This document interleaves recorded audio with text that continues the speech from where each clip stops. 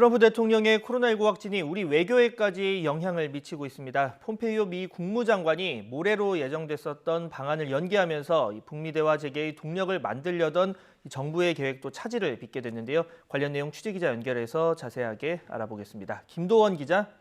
네, 외교부입니다. 네, 이 트럼프 대통령의 코로나19 확진으로 이 폼페이오 국무장관 방안이 어려워지는 것 아니냐 이런 우려가 있었는데 결국 이 현실로 다가왔습니다. 연기가 된 거죠?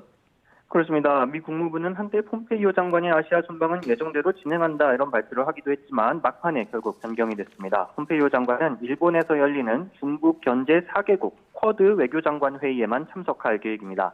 이어서 우리나라와 몽골을 방문할 예정이었지만 연기한 겁니다. 폼페이오 장관은 오늘 오전 강경화 외교부 장관에게 전화를 걸어 방안을 연기하게 된 데 대해 양해를 구했습니다. 또 대면 회담을 위해 일정을 계속 조율하기로 했습니다. 이달 중을 목표로 방안을 다시 추진한다고는 하지만 미국 대선이 코앞인데 급하게 시간을 내기는 쉽지 않을 것으로 보입니다. 네, 지금 말씀대로라면 미국 대선 전에 깜짝 북미 관계 진전이 있을 수도 있다는 이른바 10월 서프라이즈, 사실상 어려워졌다고 봐야겠죠? 그렇습니다. 사실 이게 처음부터 가능성이 높다는 관측은 많지 않았습니다. 다만 만약의 경우에 대한 일말의 기대가 있는 정도였는데요. 이것을 위한 북미 대화 재개의 동력을 만들어내는 게 최근 우리 외교의 과제였습니다. 이도훈 외교부 한반도 평화구속본부장을 비롯해서 최정권 외교부 1차관, 김현종 국가안보실 2차장 등이 최근 잇따라 미국에 다녀왔습니다. 또 서훈 안보실장과 오브라이언 안보보좌관도 전화통화를 하는 등 한미 양국이 각급에서 활발한 협의를 벌였는데요. 폼페이오 장관의 방안을 통해 한반도 정세 진전을 위한 긴밀한 공조를 이룬다는 계획이었지만 차질을 빚게 됐습니다. 오늘 한미 외교장관 통화에서 관련 논의가 있었다고는 하지만 대면 회담의 밀도와는 비교하기 어렵습니다.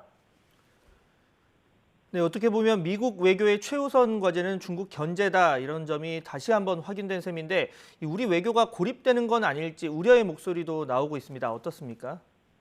네, 폼페이오 장관이 다른 일정은 미루면서도 쿼드 외교장관 회의에는 참석한다는 데서 미국이 반중연대에 들이는 공을 알 수 있습니다.